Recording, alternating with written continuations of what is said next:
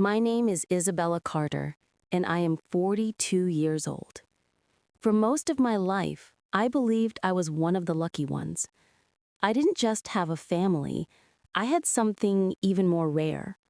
A best friend who was like a sister. Her name was Olivia Morgan, and for 30 years, she was the center of my world. We met in 6th grade. I still remember it so vividly. The cafeteria was loud and crowded, and I was the new girl, clutching a lunch tray, searching for a place to sit. Everyone else already had their cliques, their inside jokes. I felt invisible. Then I saw her, Olivia, with her wild curls and infectious laugh, sitting alone at the edge of the table. She looked up, smiled, and slid over to make room for me. That day, she shared half her peanut butter sandwich with me, and I gave her half of my chocolate chip cookie. It sounds small, almost silly, but in that moment, a bond was formed. A bond I believed would last a lifetime. And for 3 decades, it did. We became inseparable. She knew every secret, every fear, every dream I ever had. When my father passed away suddenly when I was just 23, it was Olivia who stayed up all night with me, whispering, "I'm here, Bella. I'll always be here." And she was. Through heartbreaks, through job losses, through every storm, she wasn't just my friend. She was my anchor. When I met Michael, the man who would become my husband, Olivia was the first person I told. She was so excited she squealed into the phone and immediately started planning what I should wear for our first date. Years later, when Michael proposed, Olivia threw me the most beautiful bridal shower, hand-making every decoration as if it were her own wedding. On the big day, she stood beside me as my maid of honor, her hand gripping mine when the nerves got too heavy. "Don't cry too much. Your makeup will run, and you deserve to feel beautiful today." She wasn't just at my wedding. She was there for the birth of my daughter. She held her before anyone else and whispered, "She's perfect, Bella, just like you." She was at every birthday, every holiday, every milestone. Our families blended together so seamlessly that my children called her Aunt Olivia, and for years I thought, this is what real friendship looks like. This is unbreakable. But sometimes betrayal doesn't come from enemies. It comes from the very people you die to protect. It began with things so small I brushed them off. Olivia started stopping by more often, always in the evenings, always when Michael was home. She'd bring wine, desserts, little excuses to hang out. I thought nothing of it. She was my best friend, and Michael got along with her. Of course he did. She was charming, funny, and full of energy. Why would I ever question it? But I noticed little things. The way her laughter lingered a little too long when Michael made a joke. The way Michael's eyes seemed to follow her, just for a second too long when he thought I wasn't looking. Once I walked into the kitchen and found them standing too close. They both stepped back quickly as though nothing happened. Michael brushed it off. We were just talking about football. And Olivia left in a rush, her face flushed. My stomach twisted, but I forced myself to believe them. Because how could I not? This was Olivia, the woman who had held me through every heartbreak, the woman who stood beside me on my wedding day, my sister in every way but blood. The truth came crashing down in the cruelest way. It was an ordinary Thursday afternoon. The kids were at school, Michael at work.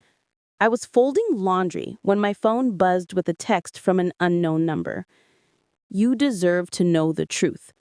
Check your husband's email drafts." My hands trembled as I read it over and over. My heart raced so hard I thought it would burst. I tried to ignore it, but the curiosity, the dread consumed me. I grabbed Michael's laptop, logged into his email, and clicked on drafts. And there it was, dozens of unsent letters to Olivia. Each one cut me like a blade. He called her the love he couldn't resist. He wrote, "You're the woman I should have married." He described nights they had spent together, nights I thought Olivia was working late or visiting family. I couldn't breathe. My chest burned, my vision blurred with tears. 30 years of trust, 20 years of marriage, all shattered in a single moment. That evening, I confronted Michael. He didn't deny it. He just sat there, silent, his face heavy with guilt. I screamed, my voice breaking into sobs. "How could you do this? How could you betray me with her of all people?" Then, as if the universe wanted to twist the knife deeper, Olivia walked in. She smiled as if everything was normal until she saw the printed emails on the table. Her face went pale, her hands shaking as she picked them up. "Bella," she whispered, tears brimming in her eyes, "I never wanted to hurt you. It just happened. Michael and I—" "Stop," I shouted, my whole body trembling with rage and grief. "Don't you dare say his name. Don't you dare stand there and justify this. You, both of you, were supposed to be the people I could trust most in this world, and you destroyed everything." Olivia sobbed, reaching for me, but I stepped back. In that moment, the woman I had loved like a sister became a stranger. The weeks that followed were hell. Everywhere I went, I felt eyes on me. Friends whispered, neighbors gossiped. My children asked why Aunt Olivia didn't come around anymore, and I couldn't bring myself to tell them the truth. Every photo, every memory, every inside joke was poisoned. Nights were the worst. I would lie in bed staring at the ceiling, remembering all the times I had confided in Olivia, all the secrets I had trusted her with, and realizing she had been betraying me all along. But even in the darkest moments, something inside me whispered, "You cannot let this break you." I started therapy.